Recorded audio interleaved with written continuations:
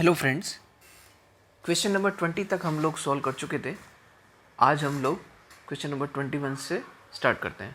तो question number 21 is in which of the following plant secondary refrigerant is used.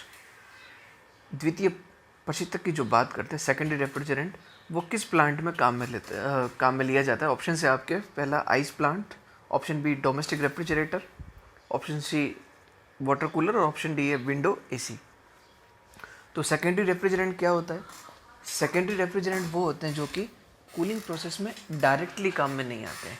ये primary refrigerant से heat transfer करते हैं, heat exchange करते हैं, और ये सेकेंडरी रेफ्रिजरेंट फेज चेंज में भी नहीं काम में आते हैं, मतलब इनका फेज चेंज नहीं होता है। तो ये एक्चुअली इनडायरेक्ट कूलिंग करते हैं।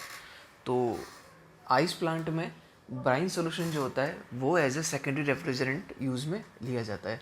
ब्राइन सोल्यूशन बेसिकली क्या होता है? सॉल्ट वाटर होता है, सोडियम क्लोराइड, कैल्शियम क्लोराइड। तो ये आपका आइस प्लांट में काम में आता है।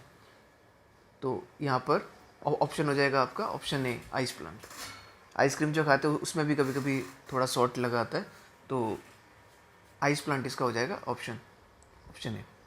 Question number 22, the moisture in refrigeration system is removed by. प्रशीतन प्रणाली में नमी को कैसे हटाया जाता है? तो it is theoretical question. Dryer के द्वारा हम लोग नमी को रिमूव करते हैं, तो इसका ऑप्शन हो जाएगा शुष्कक या ऑप्शन सी ड्रायर।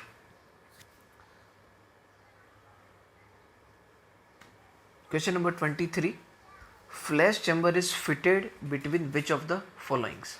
तो सबसे पहले फ्लैश चैम्बर होता क्या है? Flash chamber basically water vapour separator होता है, एक तरह का सेपरेटर होता है। सेपरेटर इसका काम होता है वाटर और वेपर को सेपरेट करना। सेपरेशन की ज़रूरत क्यों पड़ती है? अच्छा, उससे पहले ये देखते हैं कि फ्लैश चैम्बर कहाँ पे लगा होता है। फ्लैश चैम्बर देखो, जब हम वेपर कंप्रेशन रेफ्रिजरेशन सिस्टम की बात करते हैं तो उसमें 4 कंपोनेंट होते हैं: कंप्रेसर, कंडेंसर, एक्सपांशन वॉल या थ्रॉटलिंग वॉल एंड इवेपोरेटर। तो जो देखिए यहाँ पर डायग्राम में थोड़ा क्लियर करते हैं।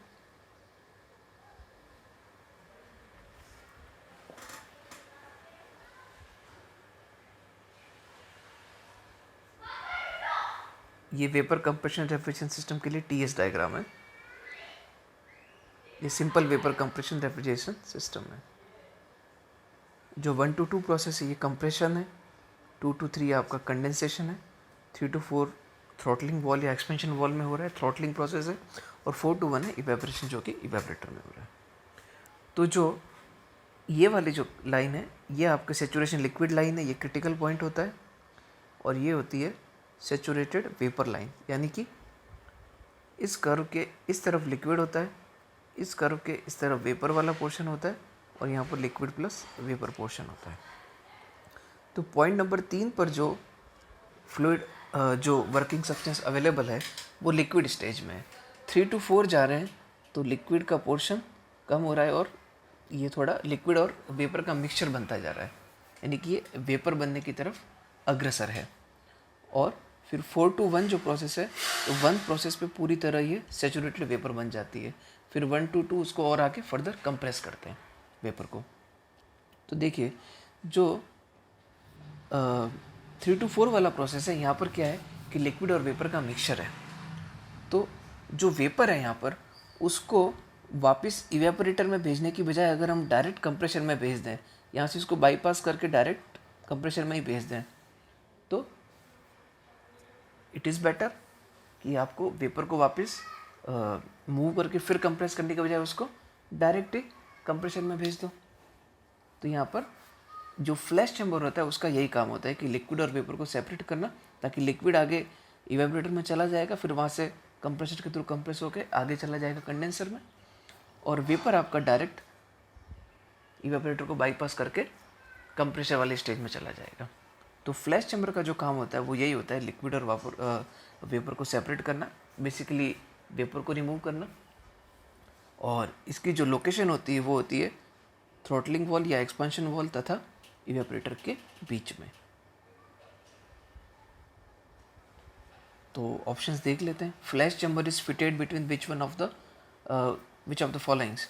तो यहाँ पर ऑप्शन हो जाएगा option number B, Bombay, expansion valve and evaporator. प्रसार वॉल्व तथा वाष्पित्र के बीच में लगा होता है आपका flash chamber.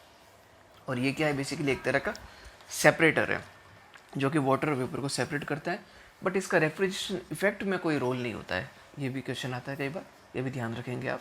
It has no role in refrigeration effect. ये एक तरह का एफिशिएंसी इंप्रूव कर रहा है इवेपोरेटर की, और पार्ट्स को डैमेज होने से भी थोड़ा बहुत बचा रहा है। क्वेश्चन नंबर 24, इफेक्ट ऑफ सब cooling of refrigerant in vapour compression refrigeration system. जो सब कूलिंग होती है वेपर कंप्रेशन रेफ्रिजरेशन सिस्टम में, उसका क्या इफेक्ट होता है। तो सब कूलिंग देख लेते हैं, सब कूलिंग का क्या इफेक्ट है। देखिए,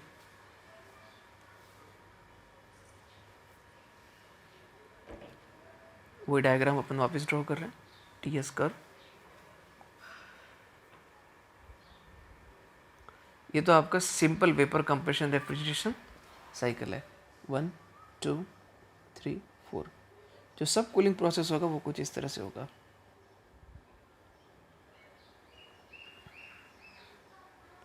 थ्री डैश 4 डैश। जो 3 to 3 डैश वाला प्रोसेस है, ये वाला प्रोसेस, ये आपका सब कूलिंग प्रोसेस है। तो देखिए, जो 4-1 है, 4 to 1 वाला है, ये क्या है आपका रेफ्रिजरेशन इफेक्ट। तो जो पहले रेफ्रिजरेशन इफेक्ट था वो था 4 to 1, और सब कूलिंग के केस में ये रेफ्रिजरेशन इफेक्ट हो गया है 4 to 1। तो ये कुछ अमाउंट से इंक्रीज हो गया है, तो यहाँ पर आपका रेफ्रिजरेशन इफेक्ट इंक्रीज हो गया है। वर्क इनपुट की बात करें, यानी कि ये कह सकते हैं कि सब कूलिंग से क्या हुआ, रेफ्रिजरेशन इफेक्ट आपका बढ़ गया है। 1 to 2 वाला जो प्रोसेस है, ये है कंप्रेशर का वर्क। तो ये सब कूलिंग से पहले भी यही था और सब कूलिंग के बाद में भी यही है। तो वर्क इनपुट में आपका कोई भी चेंज नहीं आया है। COP क्या होता है? COP होता है refrigeration effect upon work input. तो रेफ्रिजरेशन इफेक्ट आपका बढ़ गया है, वर्क इनपुट में कोई चेंज नहीं आया है, तो COP क्या होगा आपका, बढ़ जाएगा। तो ऑप्शंस चेक कर लेते हैं।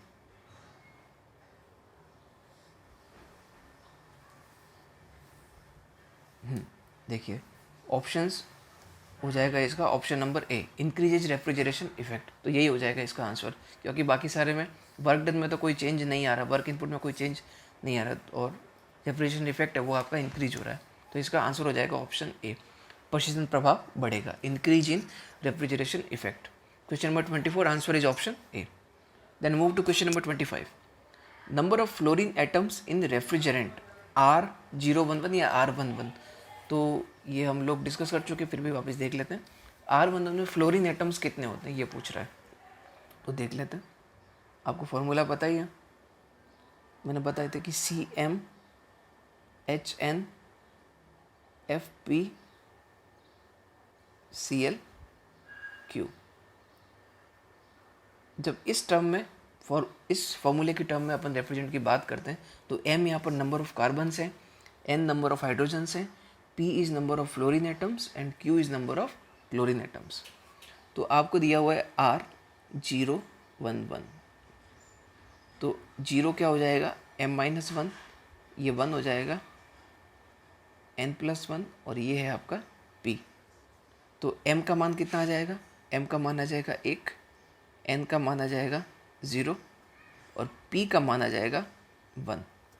M का मान 1, तो ये क्या बन जाएगा, M की जगह 1 रख दो, C1। N का मान 0 है, यानी कि हाइड्रोजन एटम नहीं है यहाँ पर। P का मान 1 है, तो फ्लोरीन 1 है। तो इसने फ्लोरीन एटम पूछा है, तो फ्लोरीन एटम की संख्या कितनी हो जाएगी, 1। अगर क्लोरीन एटम की पूछता तो क्लोरीन एटम क्या हो जाते, कार्बन की वैलेंसी कितनी होती है, 4। अब कार्बन के साथ एक तो फ्लोरीन एटम आ गया, तो बचे कितने, 3, तो क्लोरीन 3 हो जाते हैं। बट इसने फ्लोरीन पूछा है, तो फ्लोरीन का आंसर हो जाएगा 1, CCl3F। तो R11 का फॉर्मूला होता है CCl3F। तो fluorine atoms, number of fluorine atoms हो जाएगा option B, 1 is your answer. तो बाकी के क्वेश्चंस हम लोग नेक्स्ट क्लास में करते हैं। Thank you so much.